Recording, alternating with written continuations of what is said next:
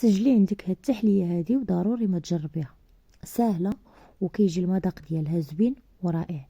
فغادي نحتاجو 7 ديال الحبات ديال التمر، 20 غرام ديال اللوز اما بالقشور ديالو ولا بلا قشور، وحبه ديال البنانه، وكريم كراميل ولا الفلون كراميل، ولا حتى هذيك ديال درهم، كتكون واحد الساشيه ديال درهم، نقدروا نستعملوها في هذه الوصفه هذه. وكنحتاجو واحد النصف ديال لتر من الحليب.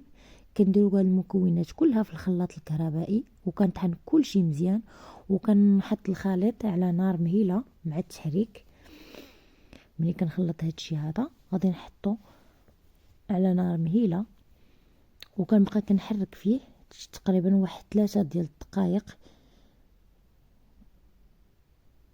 حتى كيغلى ليا هنا مزيان. عاد باش كنطفي عليه مباشره غادي نوضع هاد الخليط هذا في الكؤوس ديال التحليه، وغادي ندخلهم للثلاجه حتى يبردوا مزيان.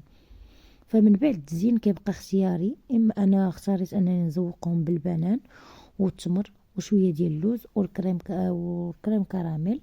فكنتمنى هذا الفيديو هذا ينال الاعجاب ديالكم.